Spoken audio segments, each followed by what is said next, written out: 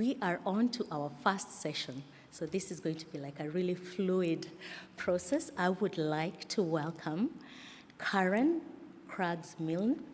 So Karen, we invited Karen for our conference. The ACGC had a conference in late September. We liked her so much that we told her she must come to the Spur conference as well. Karen is a distinguished authority and go-to expert for organizations who are serious about getting, and I mean serious, about getting social justice work right. She brings over 25 years of global experience working and addressing social justice issues, both as a seasoned executive and a trusted industry expert, supporting programming, service delivery, organizational change, and national policy work. To date, Karen has advised 150 plus corporations, governments, NGOs, and post-secondary institutions on how to bring gender equality and women's empowerment, diversity, equity, inclusion, decolonization, indigenization, and reconciliation, environment, social and governance, social impact, and social purpose to life, all with very thoughtful intentionality and meaningful impact. Karen's pioneering work has had a profound global impact, earning her numerous accolades, including the top 25 Canadian HR innovator, top 100 Canadian professional, and Obama White House, wow, recognized gender equality change maker. And I just want to say Karen is my fellow country mate. She's from Kenya. And this is a very lovely outfit, which I recognize to be Kenyan. And thank you so much. You're welcome. Over to you. Thank you. Thank you so much. Good to see you. Thank you. Okay. Well, I'm a little short, so I might not stay behind here very long. But I'm really excited to be here with you and so grateful for the opportunity to have a conversation that is really the reason that I get up every day in the morning. So I'd like to start by asking you to make sure you have something to write on, because this is a conversation, not a lecture. And we will begin by really connecting to our why. So I'd love for you to turn to the person next to you and ask yourself and share with the person next to you, why is this conversation important for you personally? Why? Of all the things you could care about, why does this one matter so much to you personally? This work begins first on a personal level. And so I always ground it in my why. So why is this important to me? Because I grew up and I watched how gender inequality impacted my mother, my aunts, my cousins, my community, women in my country, women that I met here. And the thing that blew my mind was when I realized that it wasn't just women that were being impacted by gender inequality. And so for me, there's nothing I could do more important in this world than helping people have a new perspective on this and re-engage in this conversation in a holistic way.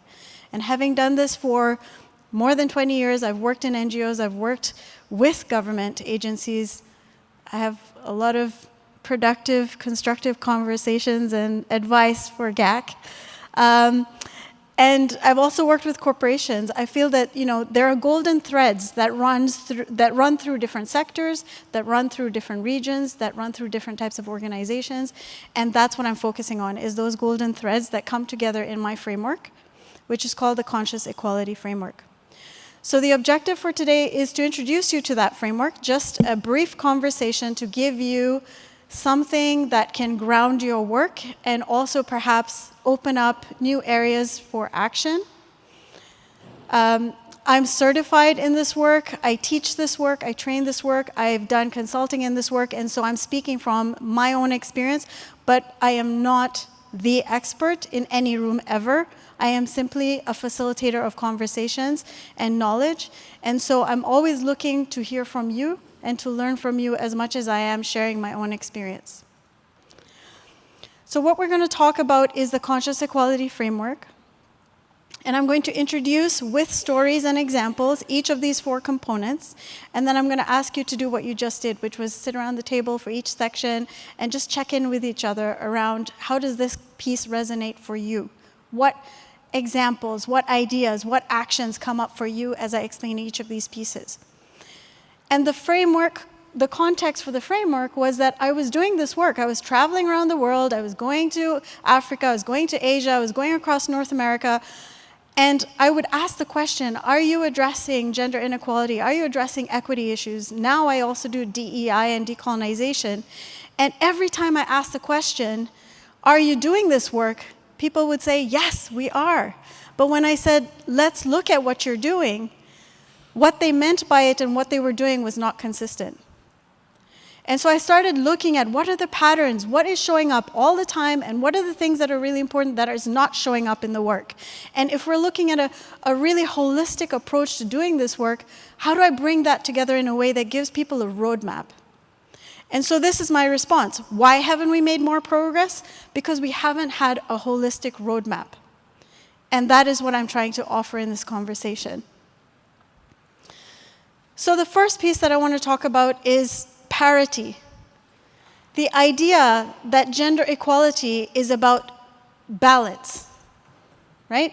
So gender parity refers to having equal representation of women, men, non-binary people, the whole piece around representation. How many are familiar or have been in conversations about what are we doing to increase representation? Yes. So one thing I want to say is that this framework applies to organizational work as well as programmatic work. And so feel free to look at it from both perspectives. But when we're talking about parity, is the goal of gender equality to achieve 50-50? Is that the goal? If we get 50-50, women and men, or 30-30-30 with non-binary people, like, is that it? Have we done what we were meant to do? The answer is generally no. So when it comes to parity, what's really important to know is that the Government of Canada here has the call to action for 50-30. How many people are familiar with that? The 50-30 call to action. Okay, if you're not familiar with it, please look it up. The 50-30 call to action asks organizations, and there are 2,700 organizations, maybe even some of yours, who have signed up for this, to commit to closing the gap in representation so that we have 50% gender balance, including non-binary, at the top levels, and we have at least 30% diversity. So you know how we were talking about how it's about bringing everybody along, not just women and not just certain types of women. And so 30% of diverse representation and a 50% goal for gender parity. So we should all be striving towards that. But why? Why is that important? Well, there's a theory that talks about what it takes to have voice that actually has impact. So representation is not enough. We need to actually have influence. How many times have we heard of a woman who was in a new position, on a new board? Maybe they were traditionally all white men, I like white men, don't worry about that. But maybe we created a position, we added a woman at that table, and she didn't last long. Why did that happen? Because that group of people was not ready to make the changes that needed to be made for her to actually succeed, for her voice to mean something, for the business to change in how it's done. So one of the things that I say all the time, those of you who are on X and tweeting, this is a good quote. One of the things I say all the time is that we have to be able to have influence. I will not work in an organization where I am not at a level at which my experience and my opinions has an impact. If someone else is making decisions and I'm not part of that table, I leave. I leave because I know what I bring to the table. If you are in a position where you have experience and you have a voice and you are making changes and people are not listening to you, you need to do something about that because there are organizations and spaces that will listen. And sometimes that takes time, but that piece is really important. It's not just about parity and representation, it's also about influence and decision making. One of the 3 measures for gender equality based on GAC is representation and decision making. What's the second one? Here's a test. You should know this. The 3 indicators of gender equality for Government of Canada in our international work, which also applies to all federal staff members and agencies here. One is representation and decision making. The second one is access to resources and benefits. And the third one is awareness and exercise of rights.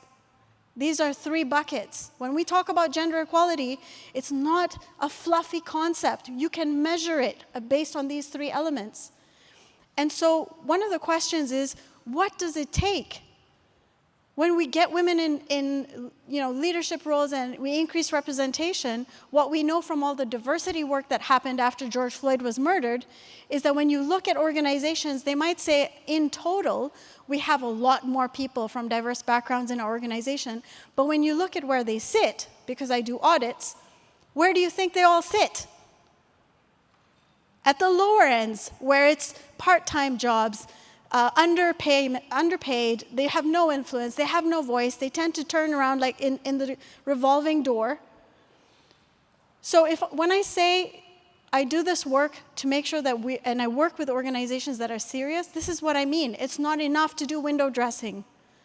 We need to create pathways for leadership. And one of the things that creates tension is this conversation about, well, are we hiring just because she's a Black woman? Or are we hiring because she's competent and she happens to be a Black woman? And it's really important to understand for us in Canada what employment equity and the Employment Equity Act means. What is our obligation as an employer? What are the groups that are protected? Why are they protected? What are we supposed to do as employers? And how does this practice translate in our work overseas? Because many of the organizations that are based here, that have staff here, we're hiring, we're recruiting, even though we're doing work overseas. Do we even talk about that? I love that I worked for a tech company that at some point said, we have an incredible product, it's making an amazing difference, and around the time George Floyd had been murdered, they wanted to use the software that we were offering to facilitate conversations about equity amongst Black principals in the States. And those principals said back to the tech company, everybody I ever talked to is a white guy in your company.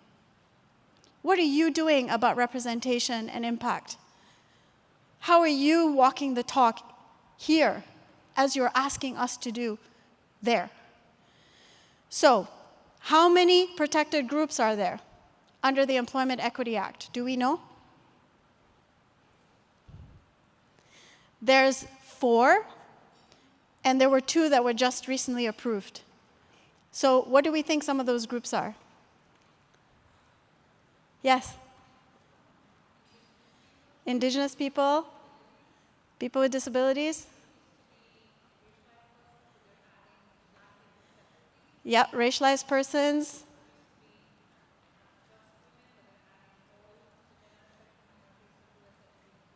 Yes. So it used to be women, Indigenous people, racialized people, people with disabilities. Now, the Act is also including 2S LGBTQ+ as a separate group, and Black community as a separate group because their experience is distinct from everybody else. So, just as I say this work is as much internal as it is external, as much organizational as it is programmatic, it's also, are we walking the talk here as much as we're asking our partners to walk the talk there? And that's why you'll see me weave in some of these things, because it's all important. So I want you to turn to the person next to you or at the people at your table and just think about what are some actions that your program or your organization could take to increase representation and to support pathways to leadership, keeping in mind that influence is the key. Because if we're not changing the way we do business, you're missing the point of representation in the first place. So let's give you a few minutes to just have a quick conversation, focus on actions. What are actions we could take to move this dial forward? Can you hear me now? Yes. Oh, I can't hear myself. Yeah, wisdom to actions. It's from Manitoba. I'm from Treaty 1. The way that was shared was that when they get a grant and they have to contract the vendors, they include them on the discussion and say, this is the money we got, and this is how we want to share the pool with you. And I think that is very progressive because sometimes when you get the grant, it is like skewed in a way that it doesn't represent and doesn't promote equity, and it's not equity focused. And so I thought that was very progressive. That's great. Thank you. Yes, the piece around representation is so important. So I've filled a lot of GAC proposals in my life. I've raised $100 million for an organization just from grants and programming. And so I know each box in a proposal really well. And one of the questions they ask is, have you consulted with those who are going to benefit, and how is their voice and also their presence being represented in the work that you are doing? So I love that you're transparent, you're bringing them in, you're showing them this is what we have to work with and how we want to use it. Is there any input? Really important. And of course, I would say that when we're talking about representation in terms of women, men, non-binary, we should also be thinking about indigenous, rural, urban, whoever it is you're trying to support, how are you bringing them into your decision-making and the work that you're doing? It could be through hiring positions with the additional funding. One way that this worked out as a practice for us when I was with an international NGO was that I was the one person doing this work in the NGO. And so what we decided to do is, because the expertise was so imbalanced with our country offices, one thing that we did was we hired a local person with every new program. And their job was to take what I was doing here and do it there. But they were associated with the program, and they were working not only with the program, but also the organization to build organizational capacity on the ground. So representation, I want you to think about it in broader ways and really think about how do we anchor this in our work. It's so important. Yes, one more idea. So my name is Ajmal Ramyar. I'm originally from Afghanistan. The work that we do is with the young women and girls in Afghanistan to amplify their voices. So what we do in the current context where there are lots of restriction for the women and girls that they cannot have included in decision-making process, what we do is through our capacity building program and also helping them with the writing sessions. So we share the articles that they are writing, their stories that they are writing to the international community. So in this way, we are also helping them that they are getting a leadership role within their communities, connecting with other young women and then writing about what's happening in Afghanistan. Beside that, we also share we give them platforms connecting them with international organization where the international community organization needed lesson learned and case studies about the human rights issues, about the women rights issues. So that way, we also give them a platform to keep connected with each other, but also give them platform on international levels to feel a leadership role within their own community. Beautiful, thank you, thank you. I love that. So thinking about how do I take their voice in their authentic language and their expression and facilitate that being heard, in a way that preserves that authenticity is so powerful. So a couple of more things I wanted to say about representation before we move on. One is an example that I learned in my very first role ever, and that was at the UN. I wanted to work at the UN so bad. It was my goal in life, because I thought that's where change happens. And then I ended up at the UN. And we were literally, so talking about politics yesterday and the impact of the environment and how it's impacting these issues. At the time, it was an office in Nairobi, the UN CHS, which is Center for Human Settlements. The tensions around conversations about women's rights and gender equality were very real, to the point where they were taking our printer and our furniture, and they were giving it to visiting JPOs. In this case, it was a Canadian junior professional officer, because they wanted to look good, but also because they wanted to reduce our effectiveness to be able to do our jobs. And they halved our office, they reduced the staff, they took away the equipment. It was very real. The resistance was very, very real. So for me, the fact that we're having this conversation the day after the decision was made, that just makes me smile, because it's a bit of a, yeah, so what? We're still doing this work, right? But what I learned from that experience at the United Nations, because representation, we talk so much about let's have women in places that women are not. What I learned was that the biggest thorn in my side doing this work, and me meaning all of us who had come together to create a working group for moving this issue forward, was a woman. There were 5 or 6 executives in this particular agency, and there was one woman at the top. And she was the one who was very distrusting of our work and did everything she could to undermine it. To the point where their excuse was not, you can't have this conversation, it was constitutional. So in order to have a working group, you have to have a senior member of the organization sitting in that working group to chair it. And so we were sitting, remember that we were talking about strategize. So we were saying, how do we want the group to happen, we have to have a person from this group with us. How do we do this? And so we invited the most toxic person to be the chair. And she loved the idea because she thought she could shut us down from the inside. But what ended up happening was she would sit in our meetings, and just by sitting and listening, just by osmosis, something changed. And soon enough, our work was getting supported. So don't be afraid of resistance. Welcome it. Try and understand what's behind it. Try and find ways to acknowledge it. Because for sometimes, and I've done this work with many different groups, sometimes there is a valid reason, there is a valid fear behind that resistance. And so, that's part of doing this work, is learning to embrace the whole human being and their concerns, even if we don't agree with them. Because it's only when you stop resisting them that they start to feel like, okay, my voice is being heard. So in this case, to complete the story, I learned that I would rather work with a table full of white men, and I go to that stereotype because we recognize that stereotype, but I would rather work with a table full of white men who get it than a table full of women who don't. It's not just about your external representation. It's about the quality of leadership.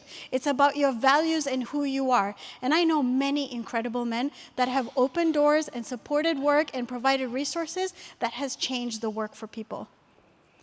So that's something to consider, that it's not just about numbers and what's on the outside. It's also about who you are on the inside. And are we putting in people in positions of leadership and influence because of who they are on the inside? That is so important. So let's look at the second one, which is about gender equity. And we heard a little bit about the conversation about equity versus equality. This is so important. So we know that equality is not the same as equity, yes?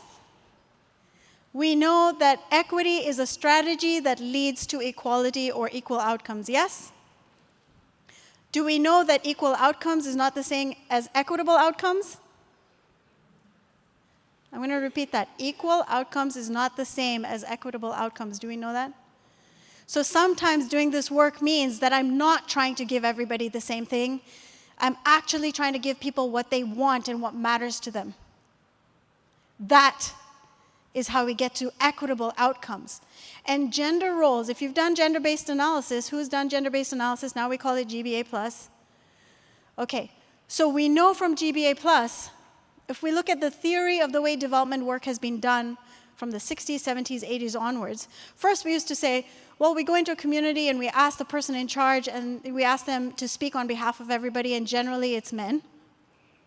Then we said, well, let's start asking men and women. Now we specifically ask women in development, to give us their opinions and experiences. But those women tend to be women that don't represent all women. So then we start talking about an intersectional approach where we need the voices of different types of women, different groups of women, men, people with disabilities, non-binary. We need to open up and understand all of these different pieces.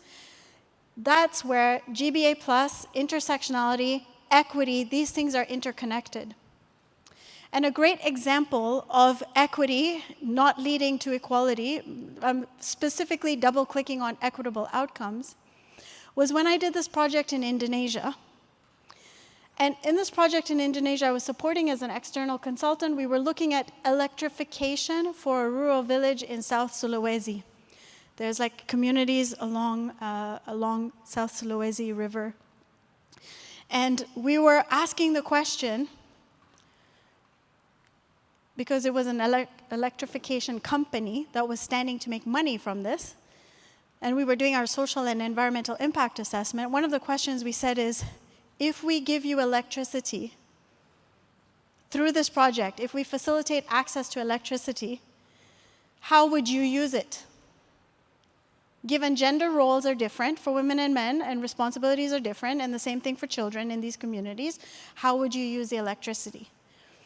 Now, if we're talking about light, the men said, well, we tend to sit around fires outside and we get drunk and we kind of fall in the river. So if we had light, we could light up the river and then we wouldn't fall in, and maybe we could drink inside and maybe drink a bit more. I'm making light of it, but you get the gist. And then we asked the women, if we put light in your house, how would it affect you? How would you use it? And they said, well, it would just mean that I can finish my work. I can stay up after the sun goes down and I can do more work. I can be more productive. And when we asked the girls, if we put the light in, what would you do? Oh, well, I would help my mother because she has so much work to do. I would stay up and help her. And when I asked the boys, what would you do? And they said, well, we would use the light to get our homework done. Everybody has different priorities. Everybody's impacted differently by the same input into their homes and lives. And what causes that different impact is their gender roles, their identities, their different priorities, their different responsibilities.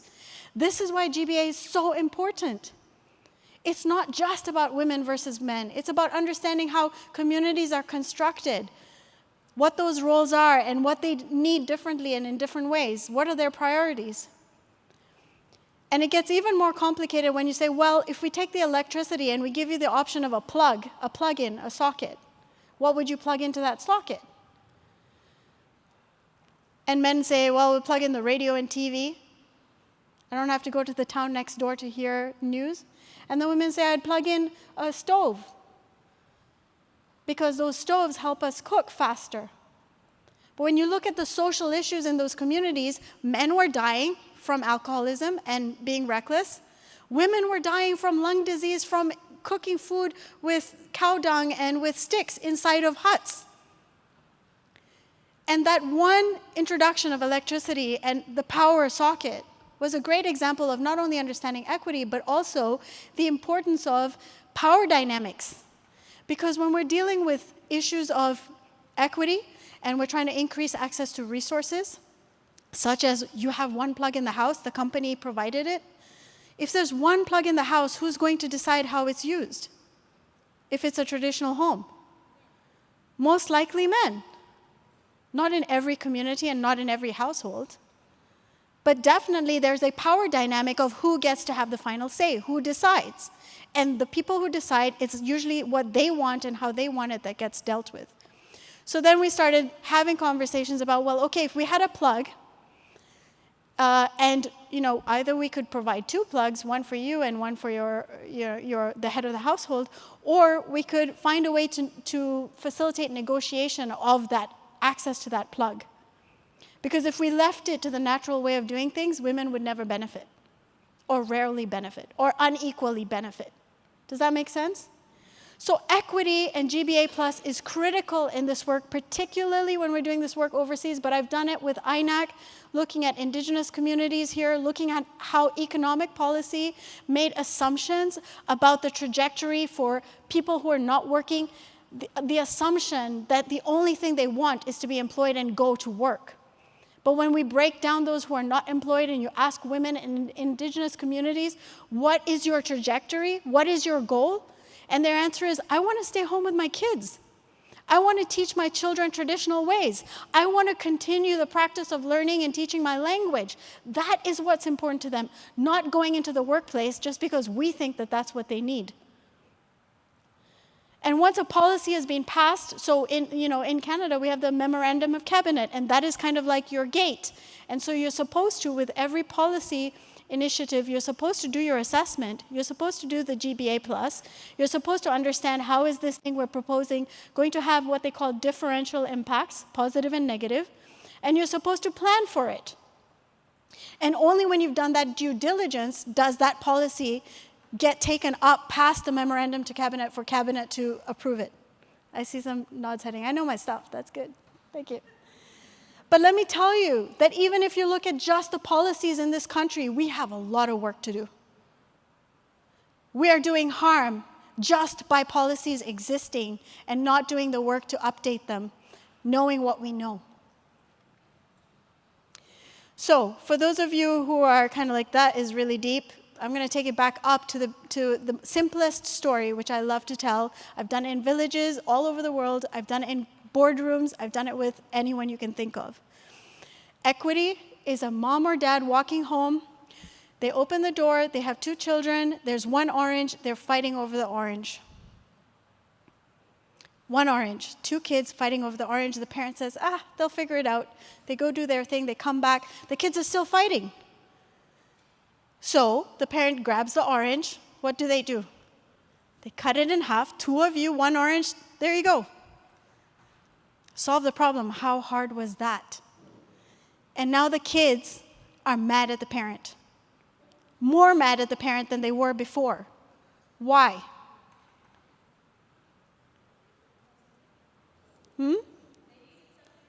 They needed something different. They didn't want, it was so obvious they could have figured that out themselves. They didn't want half an orange each. So when we asked the question, what did you want? Why are you upset? The girl said, I wanted all the peel in 1 piece for my homework, and the boy said I needed all the flesh in 1 piece for my homework. Same resources, different needs, different uses, different priorities. This is equity. Equity is when we double-check our assumptions about what we think people need and where we're simplifying them, and we really expand to understand this group, this group, this group, this group, and within this group, another group. I can give you more and more examples, but I'm going to stop. So really important that we do this work. It applies to organizations too. A lot of organizations, and I'm going to have you turn to your table and talk about this quickly, a lot of organizations are saying, well, we want more 2S LGBTQ+ staff in our companies, or we want more Indigenous people in our companies, or we want more women in our companies. So turn to the people around you and just have a conversation. What is one action that a company can take to be inclusive from an equity perspective for a particular group? You can say for women, they could have breastfeeding rooms that would enable women to come to work. Anything, I just want you to think of one idea of what equity looks like in practice. Let's get some examples from the room. What's an example of equity in practice? Yes, you wanna? Let's listen, please. So yeah, for my organization, it is like we don't have childcare rooms or centers, and another issue is transportation. In our area, there is no local transport service, so it is difficult for women to reach office. There is only 2 options. Number 1 is either you have your own car or you can come by your own feet, yeah? So for my organization, I think a childcare room, and another one is transportation. Yeah, thank you. Thank you. One more? Maybe a different group? Not women, another group? Oh, okay, go ahead. There's a mic here. This is Elizabeth. I met her this morning at breakfast. Thank you for putting us all in the same hotel. Yeah, It's thank great. you. Hello, everyone. In our organization, we are mostly women, focus on women and children. And recently, we have people who are, or women who are Muslim and Christians. And we have a computer class that we develop for them. And now, they need a place to pray, and we have nursing women. So we have to provide that place, and our place is small. So what we did one corner like that for those who want to pray, and one corner in that way for the women who are nursing. So that made life easy for us, and everything went smoothly. Thank you. What a great example. So you see, many of you are already applying these principles. And so, but there's always ways to deepen it and to get better at it. So one is we take a group and we unpack the groups within the group and we ask, what do they need? Another way that we deepen this work on equity is we understand the distinction between needs and systemic barriers. So when we talk about equity, there's two levels to this work, needs and barriers. A need could be, and I'll give you a very simple example. So you're an organization and you want to have more 2S LGBTQ plus staff. One need is a non-binary washroom, right? Usually the needs are obvious to all of us. So that would be a need that, you can just take a washroom and change the labeling and make sure it's non-binary and we're done. Tick the box, we're done. But if you have new staff from this community and they come and join your organization and they're sitting at lunch and somebody, because they don't, they may not tell everybody who they are and what their background is, but imagine that they have a manager who says something like, I don't understand why 2S LGBTQ plus people have their own month. I don't have a month. Why should they get one? Or something like that. How many times have we sat in conversations where somebody has said something and you're offended because you're part of that group or you have a family member or it's just wrong, but we don't say anything? But that person is not experiencing an equitable, safe organization because of that comment. And that's a systemic issue because now it's part of the culture. It's not just one individual making that comment. For that person to make that comment and for it to slide means that it's systemic because it's allowed. It's tolerated, right? So we look at that person and say, well, that's terrible. How could they say it? But ask yourself, how is it that we have an organization that allows that stuff to go through without being stopped? So that's why I say there's always two pieces to equity. And I can give you project examples and so many other examples where I bring this down. One quick one was we were trying to do schooling in, I think it was Somalia or Sudan. And one of the needs was we want to get girls to school.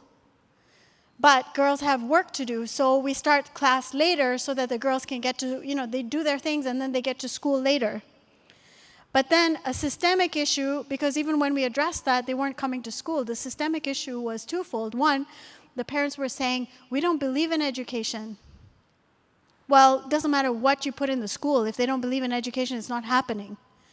The other one was that they were worried about the girls' safety because it was a long way to walk. So we addressed that with a dormitory. So always look at the two levels because there's more than one level playing in the background always when it comes to equity. Make sense? All right. All right, so let's look at 3, transformation. So we talk about this as gender transformation, social transformation. This is literally, even though I've done it in a Venn diagram, this is literally the biggest part of the work. It takes the longest, it's harder to measure, and it has the biggest impact. So when I'm talking about gender transformation, I'm talking about efforts to change gender and social norms to address inequalities around power and privilege for everybody. Because everything that we talk about, gender-based violence, gender inequality, gender pay gap, every single thing that you talk about as a gender issue is a symptom of something else. That other thing is our norms and our values. And so it's not enough to have practices and policies in place. We have to tackle the root of all of these symptoms, and the root of all of these symptoms are our social norms and our values. And those values can be me as an individual, me in a household, me in my community, me in my institution, me in my sector, because our sector has certain values, like let's be all underpaid, overworked, and not complain. Those are values that you've ascribed to in the sector, right? Your country values, etc., your regional values, etc. So this piece is really important. That in order to address the issues that come up under parity, lack of representation, lack of influence in decision making, all the equity issues we talked about, we must also do the work at the root of the tree, which is all about gender bias, stereotypes, creating safety and trust, and understanding the role of allyship in this work. Now, I'll give you one example.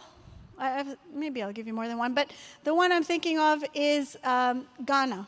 So when I went to Ghana to do some work funded by GAC with the University of Okanagan, I was sitting in a room full of male Ghanaian university lecturers, very, very prominent people, very well respected. And I could hear them at lunchtime saying, oh, this Canadian, she's going to talk about gender equality and women's rights like they all do. And we're going to have to sit through the next hour. And I was young, and I wanted to make an impact. And so I wasn't so attached to doing things in a certain way. And I thought, if my goal is to engage these men in creating real change, how do I need to adjust my own practice right now? I know they don't want to hear about women. They just told me that. They don't want me to stand up here and lecture them about women's rights. And so, call me lucky, call me wise, I don't know what. But I literally shut down the laptop and shut down the slides, and I said, okay, we're spending the next hour talking about gender equality and you. And the men in the room, is anyone from Ghana? Ghanaian men? No? They're usually in all my sessions. So the men looked at me and they said, what do you mean gender equality and us? We have everything we need. We have no issues. There's the women that are always complaining. So I said, no, we're going to talk about you. So when we think about gender equality, it's about power and lack of power. Underneath everything, it's about exercising power or not having power to exercise. And so I said to them, when you consider what it means to be a Ghanaian man, how do you express that? How do you feel it as a Ghanaian man? What does power look like for you? And they were thinking about it.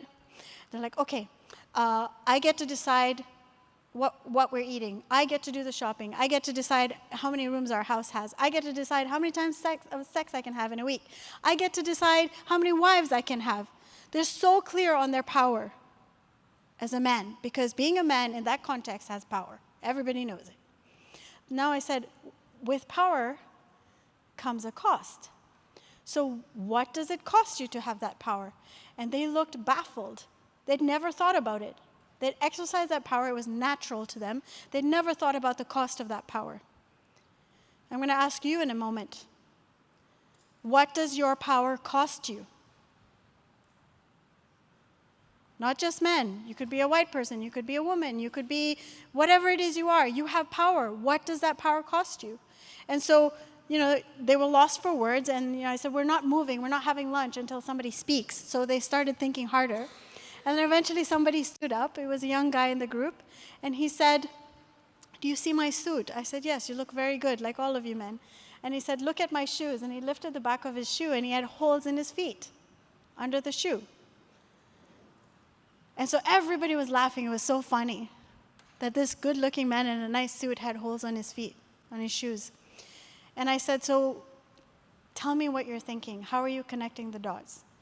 And he said, in Ghana, the measure of a man is the kind of car my wife drives.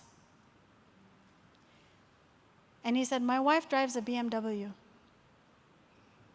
He said, this is what it's costing me to keep her in a BMW. I don't even have money to fix my shoes. I'm so busy maintaining my reputation, borrowing money, stealing money, working a third job, everything I can possibly do to be the measure of a man in this context, that I don't even have good shoes. And they all looked at me the way you're looking at me now, which was like, wow. And so, I turned to them and I said, can you all relate? And every single man in the room said yes. Every single man in the room had done something unethical or something they weren't comfortable with to keep their wife in a car they shouldn't be in, to be a man. So when we heard about masculinity and how gender equality is not just about women, we need to understand this. We really need to reframe the conversation, because the same rules that keep women in one box keep men in the other. And it was so loud and clear to me when we were talking more about this, because of course they all started opening up. And a man said, I grew up in a house where my father died when I was young, and so my mother taught me how to cook. I love cooking, I'm a good cook. But in Ghanaian culture, men do not belong in the kitchen. And I've been married for 5 years. And he said, how many times do you think I've had a good meal in 5 years? None. None, because she's not a good cook. So, they thought it was funny. But I said, so if the rules were different, if it wasn't based on men don't belong in the kitchen, and it was based on the person who loves and is good at cooking cooks, how would that change your life? And he said, well, I would stop making excuses to be late every night. I would stop eating out and spending our money on meals. I would stop having a fight with my wife who always says, I cooked for you and you never ate. Right? And he said, I can't even get a glass of water because she chases me and says, what will the neighbors think if they see you getting your own glass of water? There's so many of us at some point in our own lives where we have said, what will the neighbors think if I let you do that? I've heard it so many times, I just laugh and I say, let's do it. Let's see what they think. But this is a real concern.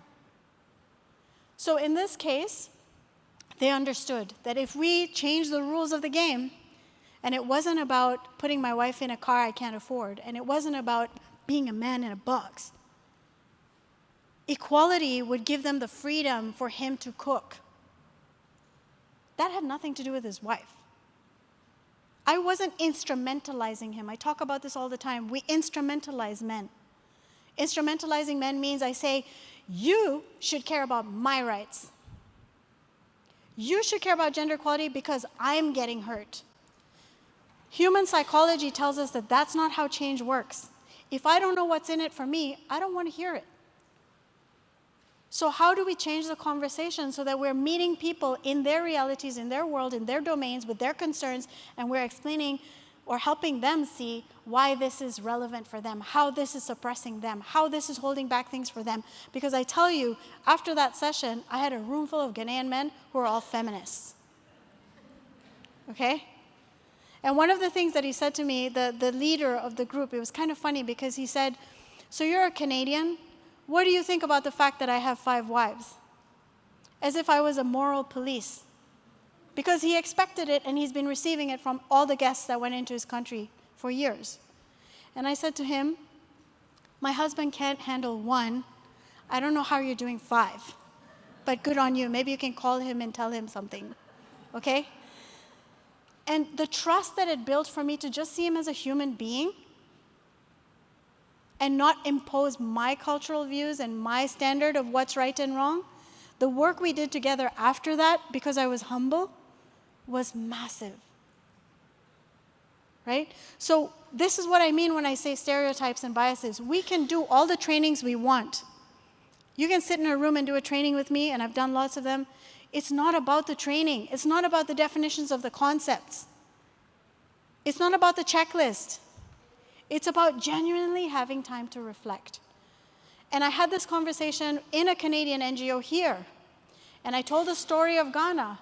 And then I asked the men in the room, the white men in the room, I said, what is your power costing you?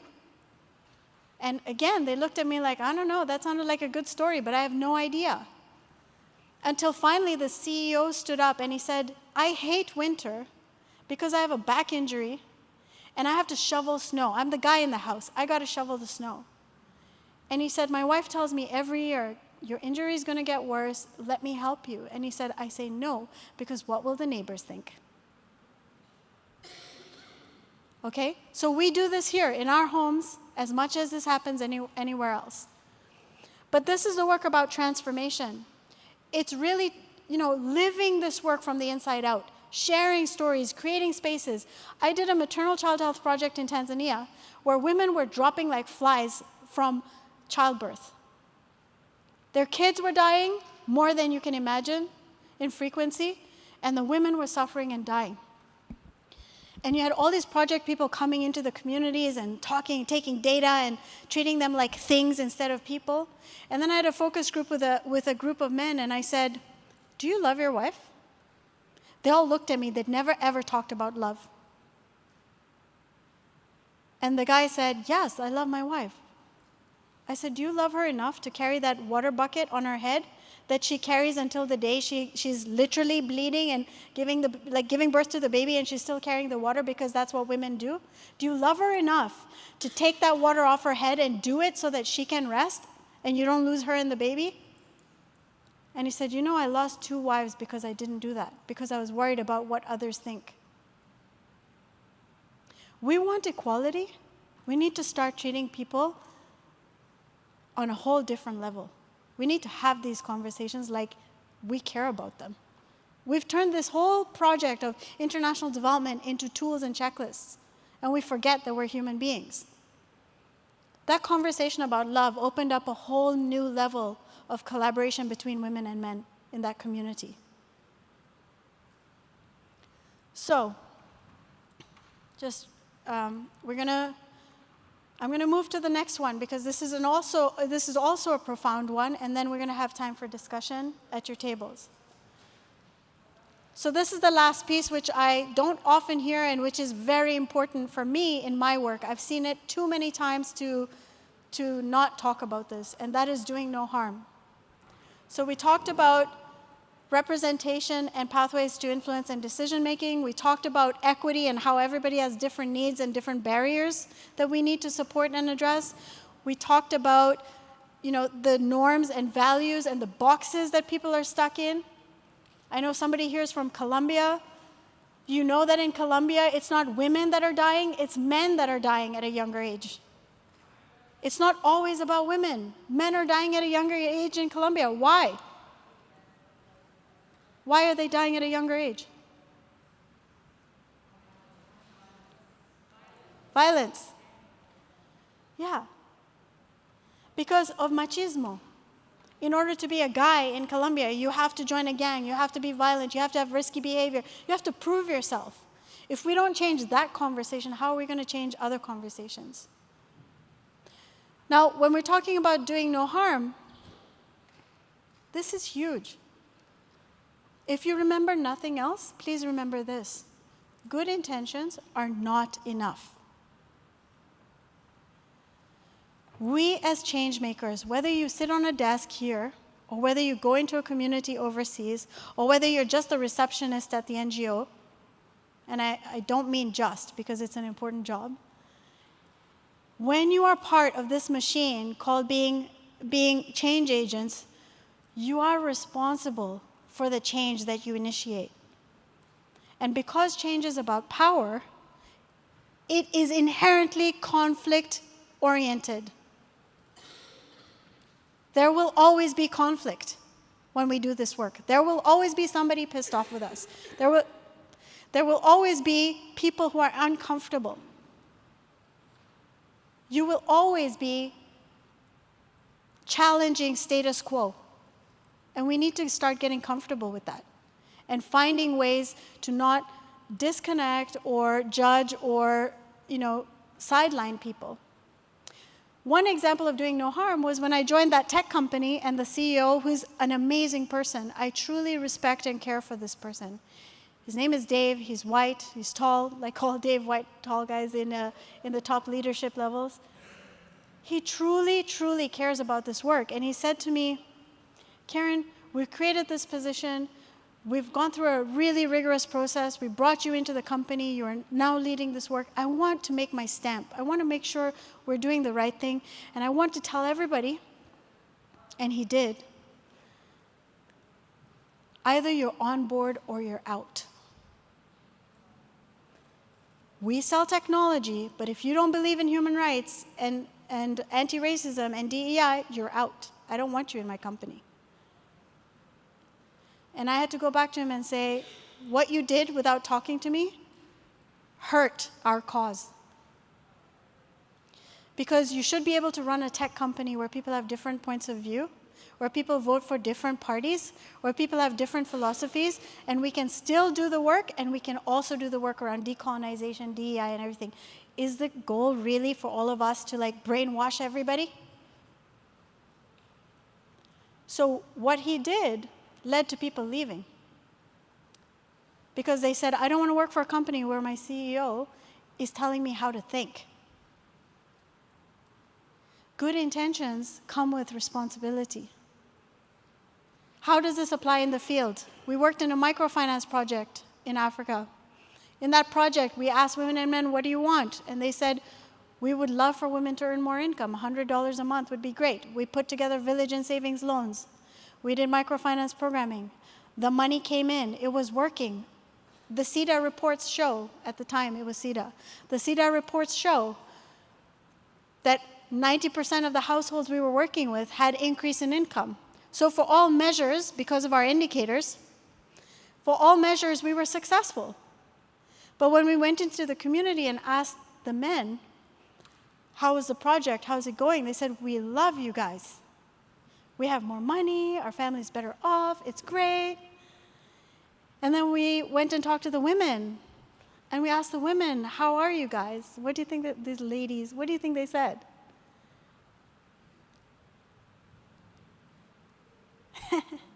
They said, yes, we have more money. Yeah, we do. We also have more divorce. We also have more suicide. We also have more broken homes. And you people did that. Because, again, gender equality work is about power. When you create an impact on this person over here in the family, you're also creating an impact on this person in the family. And the same applies to community. Same applies to organization. Sometimes we're very naive about this work. We miss the point of engaging with men and getting their support and having them understand, how important that increase in income was and deciding together with their partner how they were going to use that money, right? We missed that part. We caused harm. But the report to GAC says we did a great job. I was so angry I was crying that day. Because I believe that I came into this work to help people on the ground. And if what I'm doing is hurting people on the ground and I'm getting away with it, I'm not being responsible for the privilege and the trust that I've been given as an individual, as an organization, as a government. So, how do we not do harm? Well, Engineers Without Borders started a practice a while ago which is called the failure report. They started getting honest about their mistakes. They started sharing publicly what they screwed up and what they learned from it. They started, and you have this in the GAC proposals, they ask you, what did you learn from your last project? How are you applying those learnings and best practices? They don't always have to be good. In fact, the most powerful ones are the ones where you really hurt somebody. It happens. We have risk registers in those programs asking you, what are the risks? What if a political upheaval happens? What if there's climate change? What if people don't support the project that you're doing because of religion or whatever it is, a clash of values? That risk mitigation is so important. Doing that work is so important, anticipating that you will not only achieve good results, it's usually a mixed bag. And our job is to understand what's coming and how are we going to manage it, because the option to not do the work is not there. So we have about 10 minutes. I'm going to ask you to turn around to the person next to you. From the last two conversations that we had about transformation, about doing no harm, what is something that's like really bubbling up for you, resonating with you as, wow, this is something I need to do more of? Is there an idea, a thought, an example that came to you that was valuable for you? Just turn to the person next to you and share what's coming up for you. To honor the last few minutes we have together, I'm going to ask you to continue conversations over the break, but let's just connect for a minute. So on your tables, there are a couple of sheets with QR codes. The top one is an opportunity for you to think about your learning. You just use your phone and then pass it on. To think about your learning and really think about how am I going to action this work. You don't have to do it now. The second one is just how you can connect with me. So feel free to do that work over the break or afterwards, but let's take the last few minutes to just engage with each other. I've given you a lot of information, maybe a new way of thinking, maybe some stories that kind of made you sit up. Would love to hear from you on the, come take the mic. You can stand 2 or 3 people at a time. What is important about the conversation we just had? What is something that for you, you think, okay, this is really important, and here's what I'm going to do about it when I go back? Because I've done this work for many years now, one thing I can tell you is it's great to listen. I did all the talking, but I'm more interested in what are you going to do with what you heard? How are you going to action this? We really need to see you change or take new steps or do more of or continue, right? Because that's how we move this forward. So would love to hear a few voices. Please come use the mic, tell us. You can share anything that's on your mind. If you have questions, that's great too, but I don't always have all the answers. Go ahead. Hi, my name is Celine. I'm with Jane Goodall Institute of Canada. And this is really mind-opening for me, and I cannot nod my head hard enough with all the conversations that we've been having. And for the projects that we have, especially in Africa, we see that what we looked at, when we look at gender equality or equity, it was just one aspect of the project. It didn't seem to be part of the framework like a holistic approach. And so I find that this is even more critical in the projects that we have, where we really need to ask and have those humble conversations with the communities, because we can come into those communities with our own ways of doing things, with our own wisdoms, which are sometimes very left from what is supposed to be happening.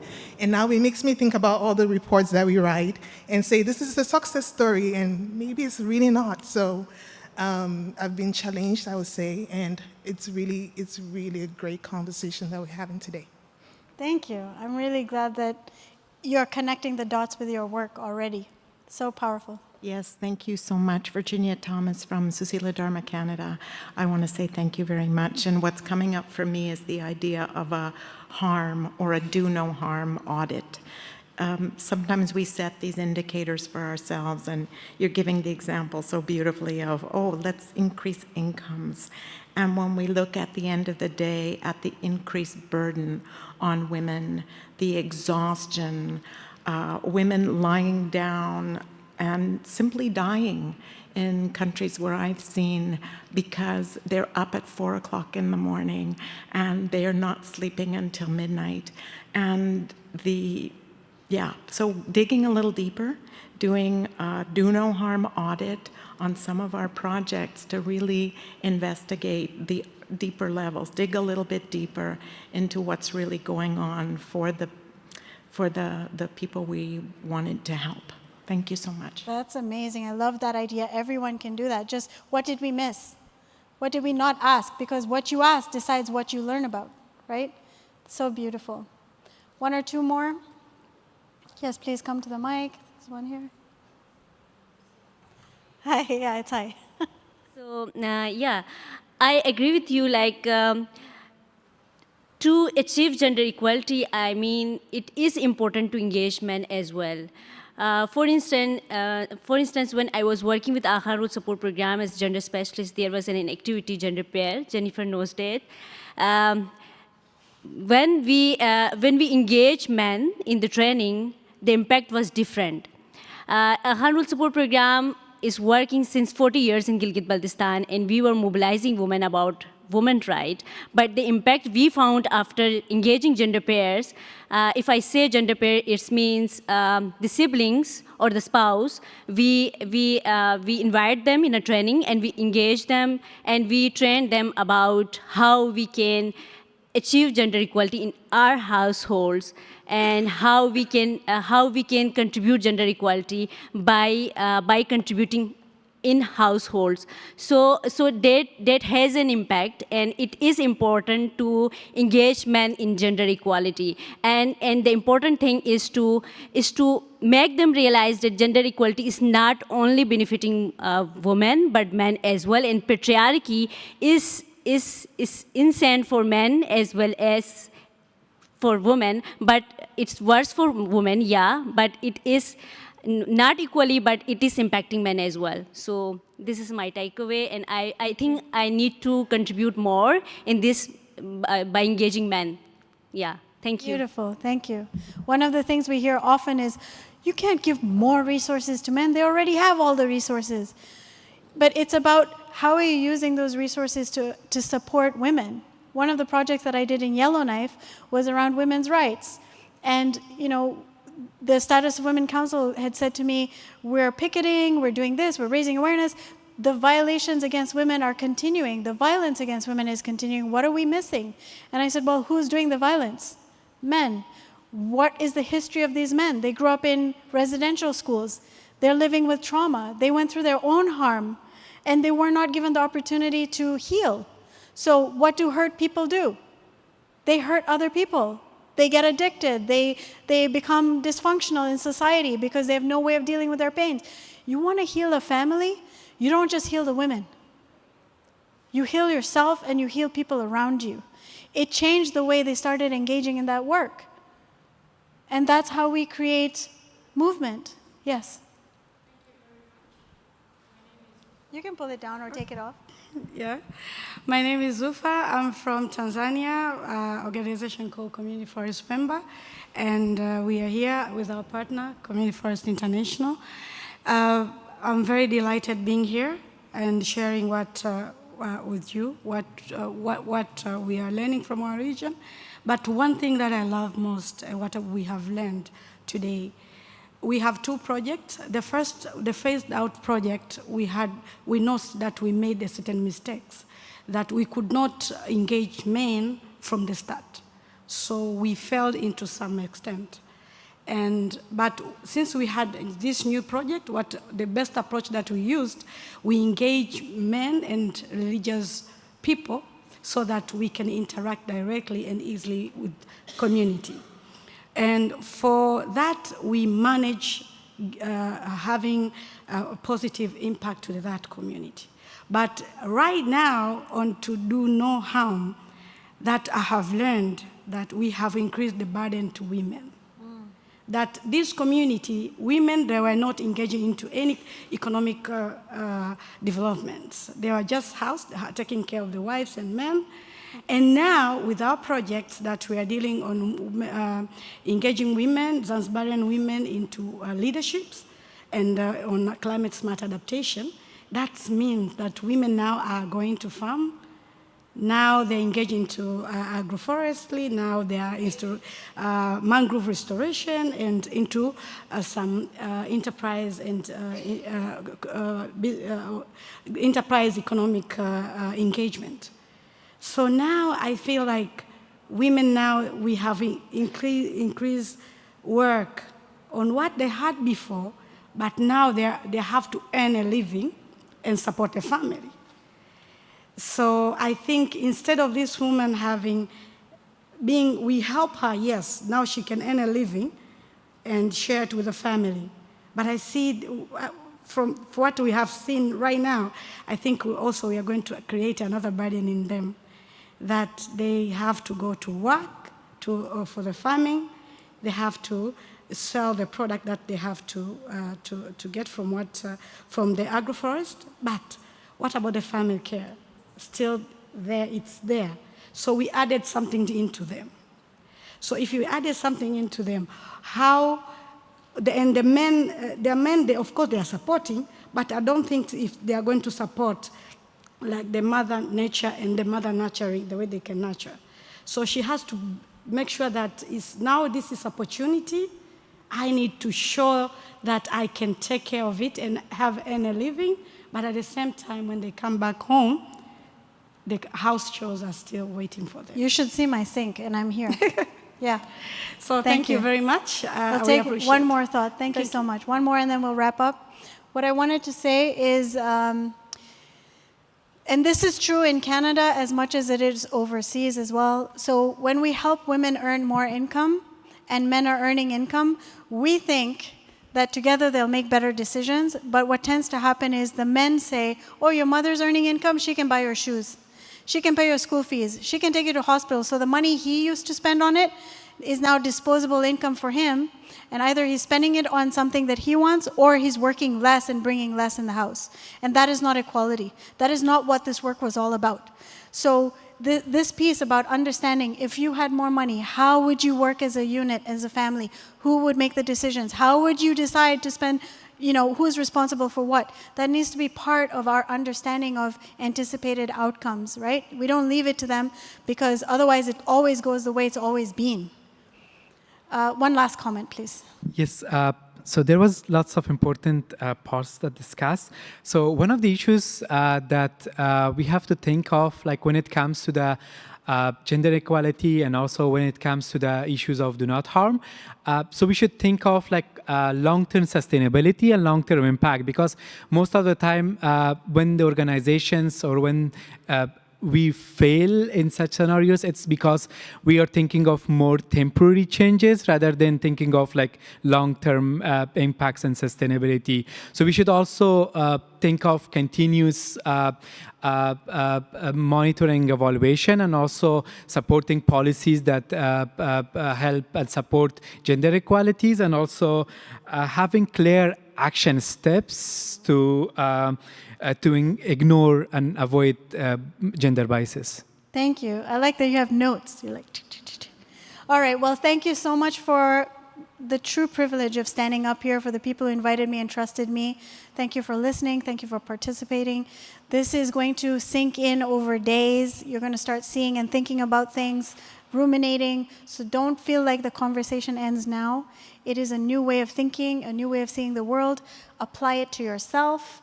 I went to a bank once that I owned a bank account for over 20 years, and the bank teller sat down with my husband and said, before we talk about your mortgage, sir, you are not on this account. Would you like to be on this account? And he, of course, said yes. I was there. The account was owned by me. He didn't even ask me. It was here in Canada. And I let it happen because I didn't want to fight with him in front of the teller. So the reason why I'm telling you this, of course, I went and opened another account afterwards. He knows about this. But the reason why I'm telling you this is because this is why I keep saying this work is as much about us and our daily experiences as it is in our programming. And don't be afraid to talk about that, right? We are learning every day. I learned so much from that one experience that helped me be better at my programming work as well. Like the fact that I didn't want to fight with him in front of somebody else. That changed my appreciation of what happens in a community when we do that. So we're always learning, and thank you so much. You have the sheets there, and I'll be around for break, and we can connect. Thank you.